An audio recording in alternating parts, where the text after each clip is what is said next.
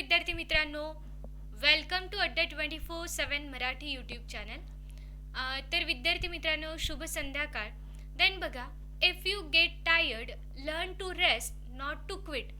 बघा, जेव्हा आपण थकलेलो असतो, कारण स्पर्धा परीक्षेच्या या तयारीमध्ये किंवा या प्रवासामध्ये बऱ्याचदा आपण अपयश आलं की निराश होतो किंवा तयारी करून करून खूप अभ्यास केला तरी आपल्याला यश मिळत नाहीये असं जेव्हा वाटतं किंवा आपण जेव्हा थकून जातो तर learn to rest not to quit. ठीक आहे, इथं थोडासा ब्रेक घेण्याचा प्रयत्न करा किंवा एक रेस्ट करण्याचा प्रयत्न करा. बट आपल्याला हे सोडून द्यायचंय किंवा क्विट करायचंय हा प्रयत्न आपला नसावा. तर नेहमी रेस्ट करून पुन्हा आपल्याला हा जो मार्ग आहे हा चालत राहायचा, आपल्या तयारीला जास्तीत जास्त वेग देत राहायचे. देन अड्डा 24/7 मराठी हा यूट्यूब चॅनल जर अजून सबस्क्राईब केला नसेल त्वरित सबस्क्राईब करा. तसंच अड्डा 24/7 हे ॲप देखील आपल्या मोबाईलमध्ये डाउनलोड करून ठेवा. शिवाय आमच्या टेलिग्राम चॅनलला देखील तुम्ही जॉईन होऊ शकता. तर अड्डा 24/7 मराठी या टेलिग्राम चॅनलला तुम्हाला बऱ्याच सारा कॉन्टेंट उपलब्ध आहे. नवीन नवीन व्हिडिओचे अपडेट जे आहे तुम्हाला या चॅनलला मिळत राहतात. तर जरूर ह्या चॅनलला तुम्ही जॉईन करा. याची लिंक व्हिडिओच्या डिस्क्रिप्शन बॉक्समध्ये प्रोव्हाइड करण्यात आली. आणि आता आपण आपले सायन्स स्पेशलिस्ट सेशन डिस्कस करत आहोत. सो सर्वांना रिक्वेस्ट आहे, आपल्या व्हिडिओची लिंक जास्तीत जास्त शेअर करा. जास्तीत जास्त विद्यार्थ्यांपर्यंत हे व्हिडिओ सेशन जे आहे हे पोहोचवत चला. तर आजच्या सेशनचा पहिला क्वेश्चन तुमच्या स्क्रीनवर आहे. चला, question number first on your screen.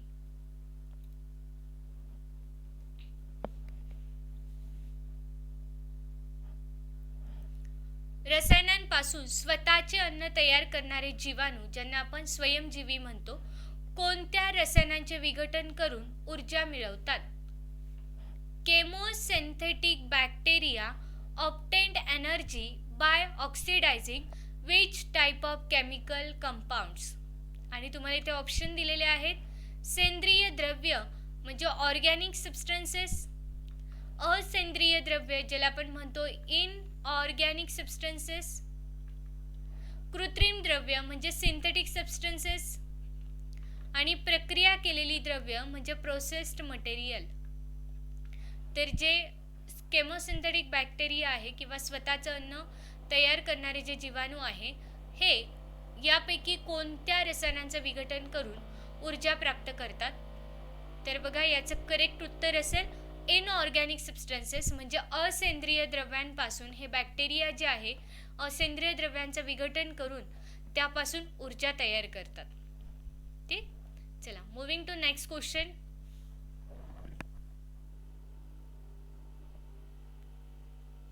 Next question on your screen.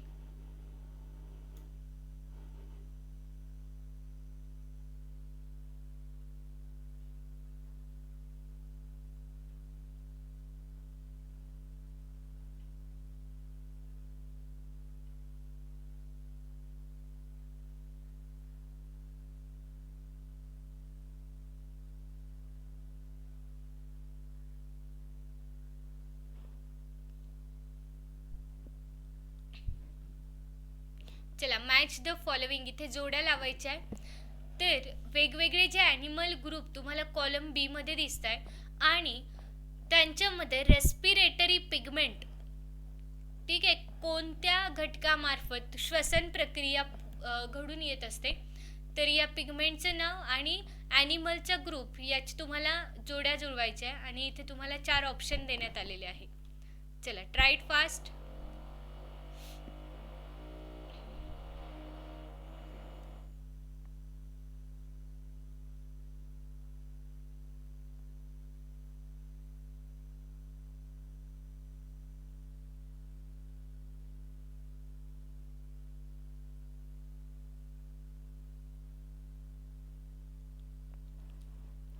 तर बघा, करेक्ट आन्सर काय येणार आहे? करेक्ट जोड्या हिमोग्लोबिन. तर हिमोग्लोबिन जे काही वर्टिब्रेट्स आहे, पृष्ठवंशीय प्राण्यांमध्ये हिमोग्लोबिन जे आहे, हिमोग्लोबिन याद्वारे ऑक्सिजन कार्बन डायऑक्साईडचं वहन घडून येतं. So haemoglobin is match with vertebrates. So यावरनं बघा ऑप्शन 3 आणि ऑप्शन 4 कॅन्सल आउट होतोय. देन क्लोरोक्लुओरिन तर याची जोडी कोण जाईल बघा, ॲनलिडा. ॲनलिडा जे आहे, ॲनलिडा संघातील प्राण्यांचं जे काही रेस्पिरेटरी पिगमेंट आहे ते काय आहे, क्लोरोक्युरिन. देन आहे हेमेरिथ्रिन. तर लिंग्विला क्लासमधले जे आहे यांच्यामध्ये हेमेरिथ्रिन आढळून येतं. तर मोलुस्कामध्ये हिमोसायनिन, ठीक आहे, हिमोसायनिन हे रेस्पिरेटरी पिगमेंट आढळून येतं. ठीक आहे, सो यावरून करेक्ट आन्सर येणार आहे ऑप्शन नंबर सेकंड. बघा करेक्ट मॅच असेल ऑप्शन सेकंड. ठीक आहे, येस. चला moving to next question. Next question on your screen. अनित्य तंतू आणि स्नायू अंकुचन सिद्धांताबाबत खालील विधाने लक्षात घ्या. हा सिद्धांत आधुनिक स्नायू संकुचन संकल्पना स्पष्ट करतो. This theory explains the modern concept of muscle contraction. हा सिद्धांत हक्सले आणि निडर जर्के या शास्त्रज्ञांनी मांडला. This theory was put forward by Huxley and Niedergerke. So यापैकी ट्रू स्टेटमेंट कुठलं आहे, योग्य विधान कोणतं आहे. बघा दोन विधानं आहे, यापैकी योग्य विधान कोणतं असणार आहे. तर बघा जी काही sliding filament theory of muscle contraction, आपले जे स्नायूंचं जे कॉन्ट्रॅक्शन घडून येतं, तर याबाबत बघा हा जो सिद्धांत आहे आधुनिक स्नायू संकुचन संकल्पना स्पष्ट करतो. यामध्ये जे मसल कॉन्ट्रॅक्शन आहे याची आधुनिक कॉन्सेप्ट मांडण्यात आलेली आहे, जे करेक्ट स्टेटमेंट आहे. आणि हा जो सिद्धांत आहे हा कोणी मांडला, हक्सले आणि निडर जर्के या दोघांनी मिळून मांडला. सो दिलेली दोन्ही स्टेटमेंट करेक्ट आहे. सो ऑप्शन येणार अ आणि ब दोन्ही, म्हणजे ऑप्शन 3 हे इथे आपलं करेक्ट आन्सर असणार आहे. ठीक आहे, चला मूविंग टू नेक्स्ट क्वेश्चन. खालीलपैकी कोणते लुईस आम्ल नाही. Which of the following is not a Lewis acid?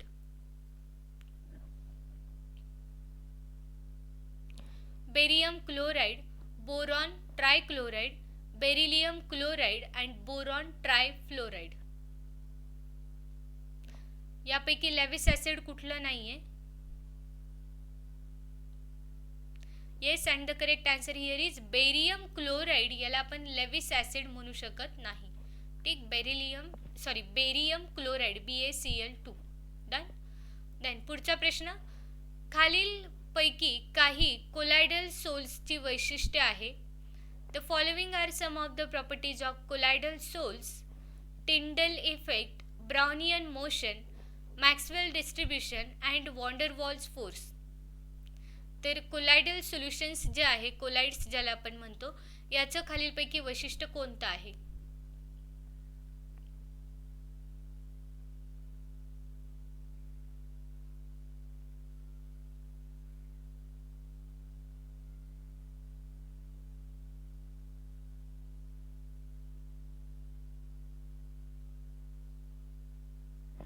तर बघा कोलायडल सोल्युशन जे आहे तर यामध्ये टिंडल इफेक्ट हे याचं टिंडल इफेक्ट हे याचं वैशिष्ट्य आहे. कारण टिंडल इफेक्टमध्ये काय होतं, ज्यावेळी कोलायडल सोल्युशन जे असतं इथे जेव्हा आपण एखाद्या सोर्स थ्रू लाईट पास करतो, लेट्स से एका बॅटरी थ्रू आपण इथून लाईट पास केला, तर हे सोल्युशन कलिलांचे जे मॉलिक्यूल आहे किंवा कोलाइडचे जे मॉलिक्यूल आहे या प्रकाश किरणांना विखुरतात. ठीक आहे, प्रकाश किरण जे आहेत हे या रेणूंमध्ये प्रकाश किरणांच्या विखुरले जातात किंवा विकिरण घडून येतं.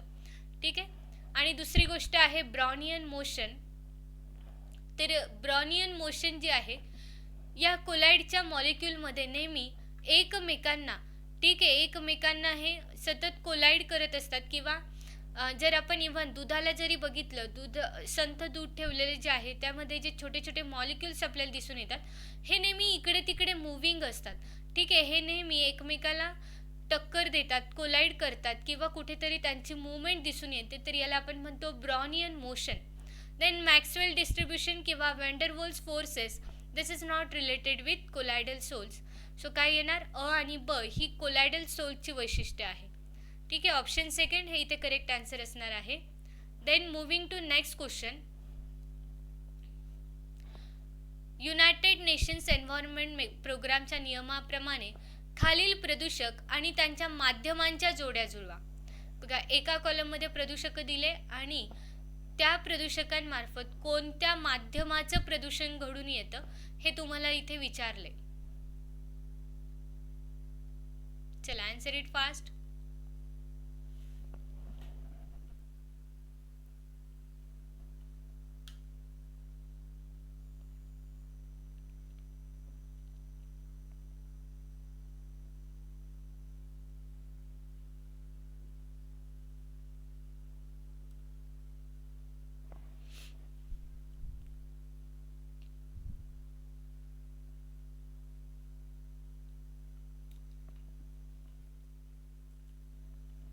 So बघा, what can be correct answer here?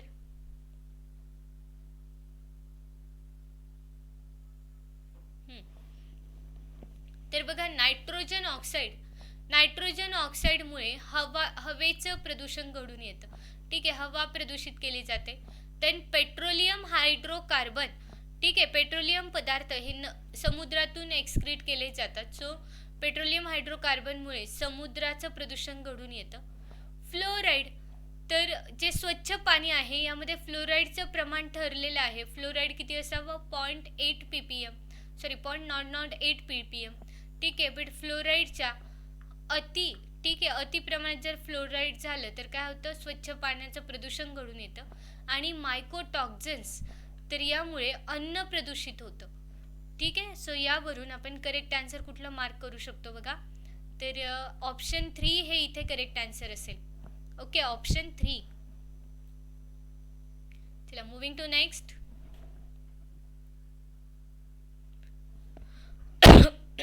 Next question. खालीलपैकी कोणता हरितगृह वायू संपूर्ण मानवनिर्मित आहे? Which of the following green house gases is entirely produced by human activities? Methane, carbon dioxide, nitrous oxide आणि क्लोरोफ्लोरोकार्बन. बघा, संपूर्ण मानवनिर्मित हरितगृह वायू कोणता? बघा, जो ह्युमन ॲक्टिव्हिटी थ्रू तयार होतो आणि ग्रीन हाऊस इफेक्ट जो होतो याला कारणीभूत ठरतो. येस, तर व्हेरी इझी. करेक्ट आन्सर काय येणार? क्लोरोफ्लोरोकार्बन. सो ऑप्शन 4 हे इथे करेक्ट आन्सर असेल, क्लोरोफ्लोरोकार्बन. Moving to next. ज्या व्यक्तीचे सुस्पष्ट दृष्टीचे लघुत्तम अंतर 50 सेंटीमीटर आहे अशा व्यक्तीच्या चष्म्याच्या भिंगाचे नाभीय अंतर किती असेल? What focal length should the spectacles have for a person for whom the least distance of distinct vision is 50 centimeter? 50 centimetre अंतर्वक्र, 50 सेंटीमीटर बहिर्वक्र, 25 सेंटीमीटर अंतर्वक्र, 25 सेंटीमीटर बहिर्वक्र.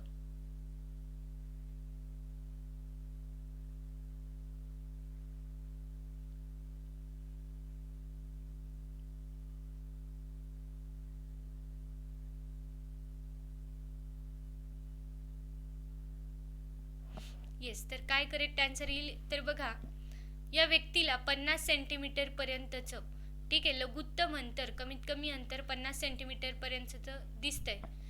आणि हा चष्म्याचं भिंग कोणत्या प्रकारचं असेल? तर बघा, 50 सेंटीमीटर दिसतं, त्या पलीकडे नाही दिसत, म्हणजे या व्यक्तीला जो चष्मा असेल, भिंग जे वापरावं लागेल हे काय? बहिर्वक्र भिंग. ठीक आहे, बहिर्वक्र भिंग ज्याचं नाभी अंतर किती आहे? 50 सेंटीमीटर. म्हणजे ऑप्शन 2 हे करेक्ट आन्सर असेल. ठीक आहे, option 2. Then moving to next question. 10 ओमचा रोध 12 व्होल्टच्या विद्युत घटात जोडल्यास रोधातून 1.1 अँपिअर विद्युतधारा वाहते, तर विद्युत घटाचा अंतर्गत रोध काढा. बघा, a resistor of 10 ohm is connected across the cell of EMF 12 volt. So draw the current of 1.1 ampere. Find the internal resistance of the cell. बघा, प्रत्येक डिव्हाइस जे आहे याला स्वतःचा काहीतरी अपोजिशन असतं, स्वतःचा काहीतरी रोध असतो. ठीक आहे, तर आपल्याला या सेलचा इंटरनल रेजिस्टन्स काढायचा आहे. ठीक आहे, आता सपोज इमॅजिन करा हे जे काही सर्किट आहे ज्यामध्ये एक रेजिस्टन्स आहे 10 ओहम. ठीक आहे, आणि याला आपण एक बॅटरी जोडली. ठीक, या बॅटरीचं व्हॅल्यू आहे 12 वोल्टचं पोटेन्शियल आहे आणि याचा काही इंटरनल रेजिस्टन्स आहे स्मॉल आर. आणि या सर्किटमधून इलेक्ट्रिसिटी किती फ्लो होते, तर इलेक्ट्रिसिटी फ्लो होते 1.1 ॲम्पियर. तर आपल्याला विचारलं आहे याचा रेजिस्टन्स किती असेल, इंटरनल रेजिस्टन्स किती असेल. तर बघा, अकॉर्डिंग टू ओहम्स लॉ आपण सांगतो V इक्वल टू काय असतो, IR, राईट. बट इथे रेजिस्टन्स 2 आहे. हा तुमचा 10 ओहमचा standard resistance plus internal resistance. ठीक आहे, so total resistance R plus R आपण लिहिणार. ठीक आहे, व्होल्टेज दिले तुम्हाला 12 वोल्ट, करंट आहे 1.1 ॲम्पियर आणि रेजिस्टन्स आहे 10 प्लस R. ठीक आहे, सो बघा इथे आपण सिम्प्लिफाय करूया. 12 इक्वल टू 1.1 इंटू 10 म्हणजे काय होणार, 11 प्लस 1.1 R. हा 11 जर इकडे 5 झाला तर 12 मायनस 11 होईल म्हणजे 1 उरेल, इक्वल टू 1.1 R. मग तुम्हाला इंटरनल रेजिस्टन्स आरची जर व्हॅल्यू शोधायची तर ऑब्वियसली काय येणार, R equal to 1 divide by 1.1 येणार.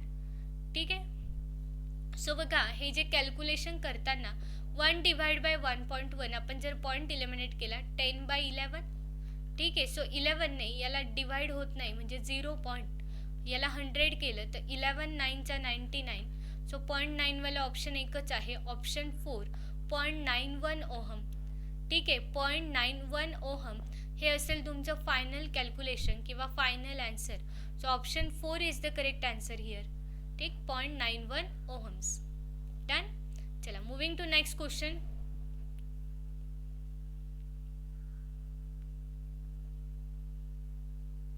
नेक्स्ट क्वेश्चन,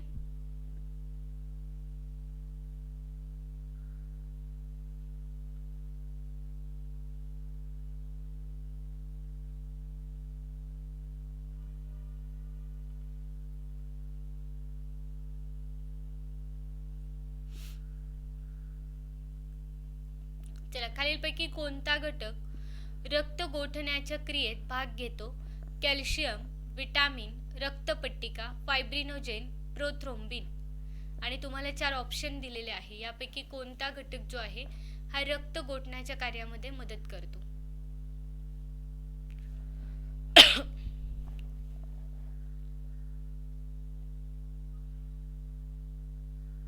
येस, तर करेक्ट आन्सर काय येणार आहे, तर बघा कॅल्शियम रक्त गोठवण्यासाठी मदत करतं.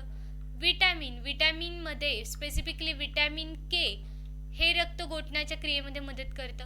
रक्तपट्टिका, प्लेटलेट्स यांचं मेन काम तर रक्त गोठवणेच आहे. फायब्रिनोजेन आणि प्रोथ्रोम्बिन हे देखील रक्त गोठण प्रथिनं आहे. ठीक आहे, ही रक्तातली प्रथिनं रक्त गोठवण्यासाठी मदत करतात. सो दिलेली सर्वच जे घटक आहे हे रक्त गोठण्याच्या क्रियेमध्ये सहभाग घेतात. Okay, all the given. चला, पुढचा प्रश्न. एखाद्या नळीचा अंतर्गत व्यास मोजण्यासाठी खालीलपैकी कोणते मापक वापरतात, मायक्रोमीटर, वर्नियर कॅलिपर, नॅनोमीटर, वरीलपैकी नाही. बघा, एखादी वेसल आहे तिचा आतला डायमीटर जर मोजायचा असेल तर यासाठी काय वापरलं जातं,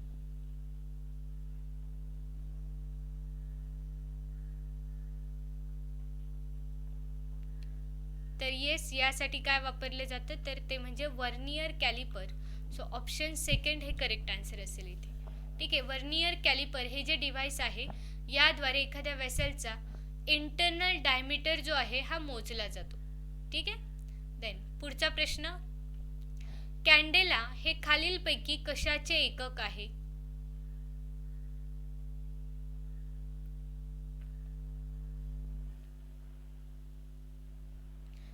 कॅन्डेला जे युनिट आहे हे कशाचं आहे, ल्युमिनियस इंटेन्सिटी, चुंबकीय विकर्ष रेषा, चुंबकीय क्षेत्र की विद्युत प्रभार.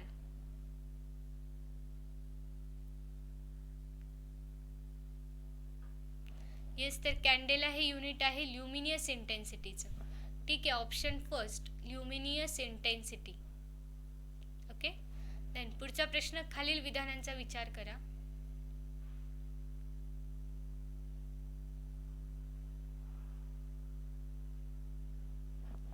लाल रक्तपेशी या भ्रूणामध्ये यकृतात किंवा प्लीहामध्ये तयार होतात. लाल रक्तपेशी प्रौढ माणसांमध्ये अस्थिमज्जेत तयार होतात. पांढऱ्या पेशी या अस्थिमज्जा तसेच प्लीहामध्ये तयार होतात. आणि वरील सर्व विधानं बरोबर आहे. तर इथे तुम्हाला 4 ऑप्शन दिलेले आहे, करेक्ट आन्सर मार्क करायचे.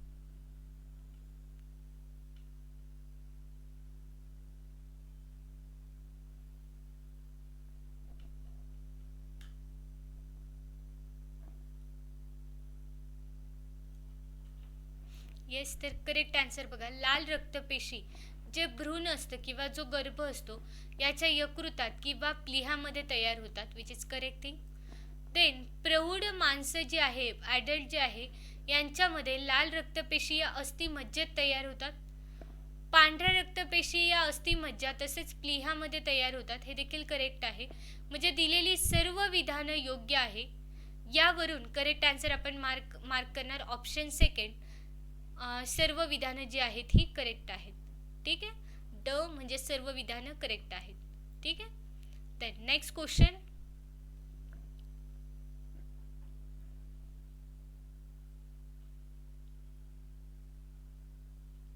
पुढचा प्रश्न, खालीलपैकी कोणते मूलभूत एकक MKS, CGS आणि FPS या तिन्ही पद्धतीत सामायिक आहे? मीटर, सेकंद, ग्रॅम की फूट?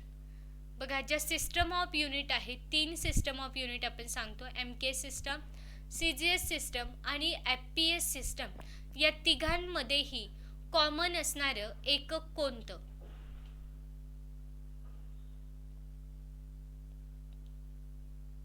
अँड द करेक्ट आन्सर काय येणार? सेकंड्स. ठीक आहे, बघा तिघांचे लॉंग फॉर्म जरी आपण सांगितले, MKS म्हणजे काय? Metre, kilogram, second. ठीक आहे, जेव्हा लेंथ मीटरमध्ये, मास किलोग्रॅममध्ये आणि टाइम सेकंडमध्ये मोजला जातो, याला आपण म्हणतो MKS system of unit. CGS म्हणजे काय? सेंटीमीटर, ग्राम, सेकंड.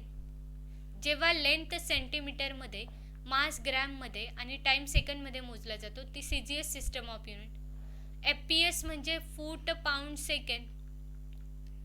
ठीक आहे, फूट, पाऊंड, सेकंड म्हणजे लेंथ फूटमध्ये, जे डिस्टन्स आहे फूटमध्ये, देन वेट जे आहे हे पाऊंडमध्ये आणि टाइम सेकंडमध्ये. तर तिघांमध्ये सेकंद सेकंद सेकंद ही कॉमन गोष्ट आहे. सो तिघही सिस्टम ऑफ युनिटमध्ये सेकंद हे युनिट जे आहे हे कॉमन आहे. सो ऑप्शन सेकंड आपला आन्सर असणार आहे. ठीक.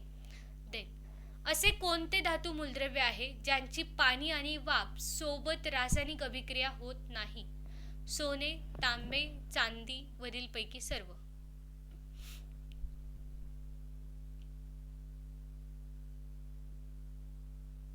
चला, कोणतं धातू मूलद्रव्य आहे की ज्याची पाणी आणि वाफेसोबत रासायनिक अभिक्रिया होत नाही?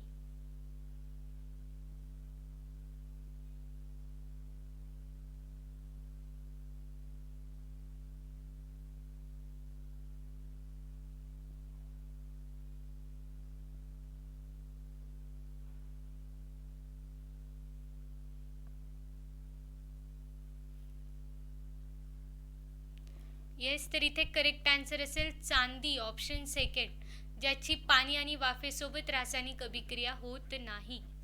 ठीक आहे. देन नेक्स्ट क्वेश्चन, खालील विधानांचा विचार करा. बघा, 4 विधानं दिली आहे अँड देन तुम्हाला 4 ऑप्शन देखील देण्यात आलेले आहे.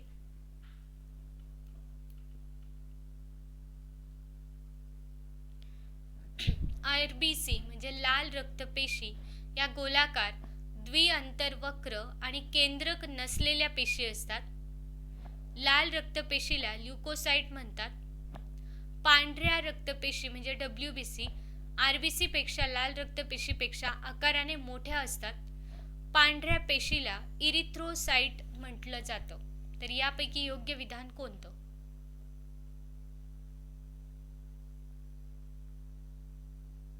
I think very easy question. तर बघा, RBC ज्या आहेत या कशात गोलाकार आकार आहे, द्विअंतर्वक्र म्हणजे बाय कॉन्केव्ह शेप आहे.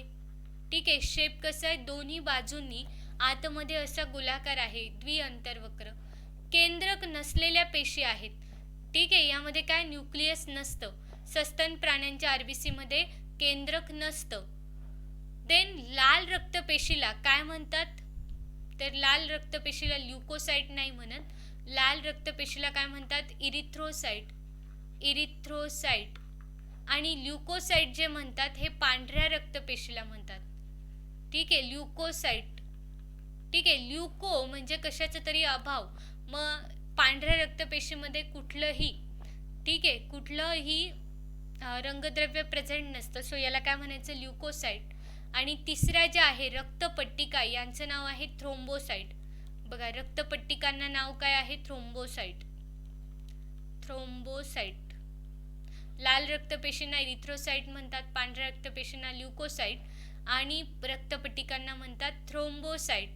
देन WBC या RBC पेक्षा आकाराने मोठ्या असतात. हे देखील स्टेटमेंट करेक्ट आहे. बघा, विधान अ आणि क सत्य आहे, ब आणि ड काय होतं, असत्य. सो काय येणार, ऑप्शन सेकंड हे इथे आपलं उत्तर असणार आहे. विधान अ आणि क सत्य आहे. ठीक आहे, चला मूविंग टू नेक्स्ट क्वेश्चन.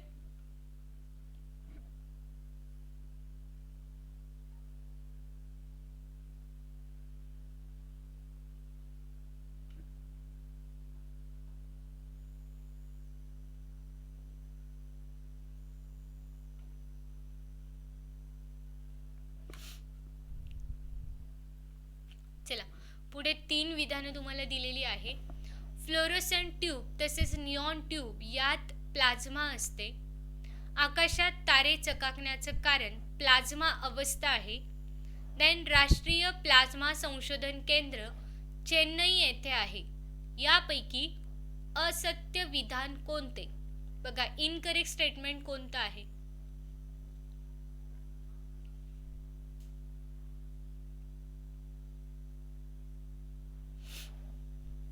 तर बघा, फ्लोरोसेंट ट्यूब तसेच निऑन ट्यूब यामध्ये प्लाझ्मा असतो, हे करेक्ट आहे. देन आकाशात तारे वगैरे जे आहे हे प्लाझ्मा अवस्थेत असतात, हे करेक्ट आहे. बट ते चकाकतात किंवा त्यांचं ट्विंकलिंग घडून येतं, याचं कारण म्हणजे ती प्लाझ्मा अवस्था नाही आहे. ठीक आहे, आपल्याला ते ट्विंकल करताय असं जाणवतं आणि याचं कारण काय, रिफ्रॅक्शन ऑफ लाईट, प्रकाशाच्या अपवर्तनामुळे हे ट्विंकल केल्यासारखे जाणवतात. ठीक आहे. देन राष्ट्रीय प्लाझ्मा संशोधन केंद्र चेन्नई या शहरात आहे, हे देखील करेक्ट आहे. सो बघा, इथे ऑप्शन ब हे असत्य आहे आणि आपल्याला असत्य विधान निवडायचं आहे. म्हणजे काय, विधान ब दॅट इज ऑप्शन सेकंड हे करेक्ट आन्सर असेल. हे काय असत्य विधान आहे, कारण तारे वगैरे जे आहे हे प्लाझ्मा अवस्थेत असतात, बट त्यांच्या चकाकण्याचं कारण हे रिफ्रॅक्शन ऑफ लाईट आहे. ठीक आहे, डन. देन विद्यार्थी मित्रांनो, आता आपण वेगवेगळ्या परीक्षांची तयारी करतोय, ज्यामध्ये पुणे महानगरपालिका भरती टंकलेखक पदासाठी जी ॲडव्हर्टाईज आलेली आहे, आय होप तुम्ही सर्वांनी फॉर्म भरला असेल. तर पुणे पालिकेसाठी सरसेवा भरती बॅच आपण सुरू केलेली आहे. कंप्लीट बॅच आपल्याकडे उपलब्ध आहे. 4 ऑगस्टपासून ही बॅच सुरू झाली, सकाळी 8 ते 12 या वेळेत. ठीक आहे, तर जरूर तुम्ही एनरोल करू शकता. शिवाय पुणे महानगरपालिका भरतीच्या दृष्टीने आपण 7 फुल लेंथ टेस्टचा एक टेस्ट पॅक देखील आपल्या स्टोअरला उपलब्ध करून दिलेला आहे. तर हा टेस्ट पॅक जॉईन करून तुम्ही जास्तीत जास्त प्रॅक्टिस परीक्षेसाठी करू शकता. डेमो टेस्ट तुम्ही यातून सॉल्व करू शकता. तर जरूर Y309 या कोडने तुम्हाला हार्डली 250 रुपयामध्ये हे टेस्ट पॅक उपलब्ध होतोय. देन वेगवेगळ्या बॅचेस आपल्या स्टोअरला उपलब्ध आहे. तलाठी स्पेशल 7-12 बॅच आहे. पोलीस भरती स्पेशल मिशन खाकी आहे. यशदा 2.0 ही कंबाईन ग्रुप बी ची बॅच तुमच्याकडे उपलब्ध आहे. शिवाय महाराष्ट्राचा महापॅक देखील आहे. ठीक आहे, तर जरूर या बॅचेस एनरोल करा. महाराष्ट्राचा महापॅक जो आहे, ठीक आहे, तर यामध्ये राज्यसेवा, कंबाईन, पोलीस भरती, तलाठी भरती अशा अनेकविध परीक्षा एकत्रितरित्या लाईव्ह क्लास, टेस्ट सिरीज आणि ई बुक्सच्या फॉर्मॅटमध्ये उपलब्ध आहे. जरूर एनरोल करा. एनरोल करताना माझा प्रोमो कोड तुम्ही अप्लाय करू शकता Y309. ठीक आहे, जो तुम्हाला मॅक्झिमम डिस्काउंट देतो आणि कमीत कमी किमतीमध्ये हार्डली 2680 रुपयामध्ये महापॅक तुम्हाला उपलब्ध होईल. तर आय होप हे सेशन आवडलं असेल तर जरूर लाईक करा, शेअर करा, कमेंट करा. अड्डा 24/7 मराठी हा आपला यूट्यूब चॅनल जरूर सबस्क्राईब करा. Thank you very much. Bye bye. Take care.